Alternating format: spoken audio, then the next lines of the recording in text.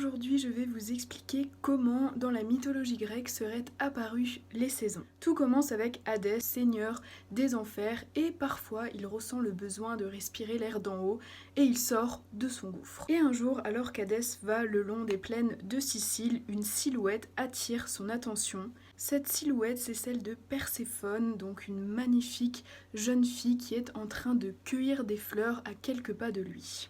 Perséphone, c'est la fille de Zeus et de Déméter, déesse de l'agriculture et des moissons, mais c'est aussi la sœur de Zeus et la sœur d'Hadès.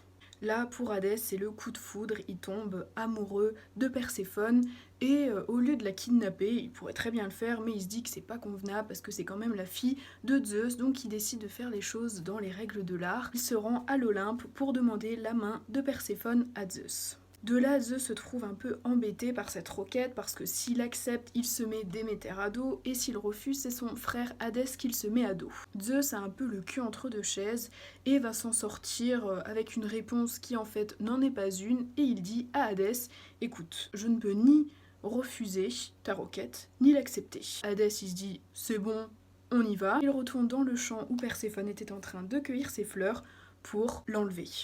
De là, Déméter, inquiète de ne pas voir revenir sa fille, va errer pendant 9 jours et 9 nuits à sa recherche. Jusqu'à ce que quand même quelqu'un lui vienne en aide, et cette personne, c'est Hécate, donc qui est la déesse de la lune. Hécate emmène Déméter voir Hélios, le dieu du soleil. Hélios décide de révéler à Déméter le nom du coupable, Hadès. Déméter demande immédiatement que lui soit rendue sa fille, mais Hadès refuse et Déméter va faire le choix de quitter l'Olympe en disant que la terre restera stérile jusqu'à ce que sa fille lui soit rendue. Ce n'est pas des paroles en l'air et du jour au lendemain, la terre se meurt, plus rien ne pousse, les hommes sont menacés d'extinction. De là, Zeus ne sait plus du tout quoi faire et il va donc décider d'envoyer son fils Hermès dire à Hadès que s'il ne rend pas Perséphone, les hommes mourront et donc il n'y aura plus personne pour honorer les dieux et pour croire en eux.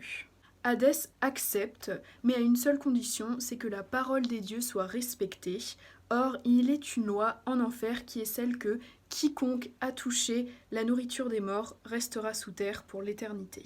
À partir de là, Hermès interroge Perséphone et lui demande « Écoute, est-ce que tu as mangé quelque chose depuis que tu es arrivé ici ?» Là, Perséphone lui répond « Non, je n'ai rien touché depuis mon enlèvement, je suis beaucoup trop malheureuse pour avaler quoi que ce soit. » Donc là, voyant qu'aucune loi n'a été enfreinte, Hadès, à contre-cœur, accepte de laisser Perséphone partir. Mais ça aurait été beaucoup trop beau, et au moment où Hermès aide Perséphone à monter dans son char, une voix retentit, c'est celle d'Ascalaphos, un des jardiniers du Seigneur des Ténèbres, qui dit « Elle ment ».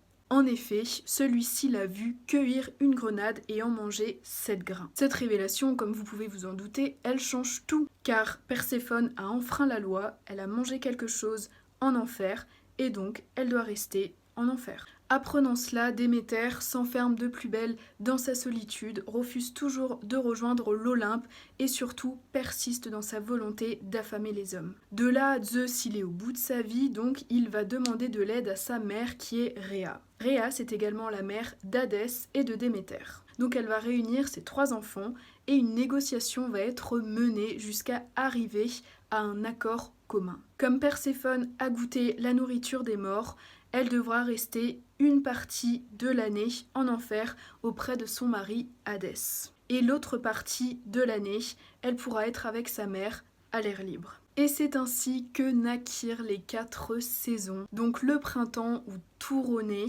sous l'influence de la joie de Déméter qui est heureuse de retrouver sa fille. Puis vient l'été où la terre est fertile, symbole de la réunion entre la mère et sa fille. Ensuite l'automne où les plantes dépérissent, en même temps que grandit la douleur de Déméter de devoir laisser partir sa fille. Et enfin, il y a l'hiver où la terre se glace, plus rien ne pousse ni ne fleurit. C'est Déméter qui s'exile pleine de douleur d'être séparée de sa fille et qui rend donc les sols infertiles. La nature attend donc chaque année le retour de Perséphone pour renaître. Je vais finir sur une petite anecdote. Hadès et Perséphone apparemment forment un couple très heureux et Perséphone prend son rôle de reine très à cœur. Donc, morale de l'histoire, vous pouvez être enlevé par votre oncle, mariée de force à lui, et finir heureuse et épanouie. Je vous laisse sur cette touche un peu sarcastique et je vous dis à très bientôt pour une prochaine vidéo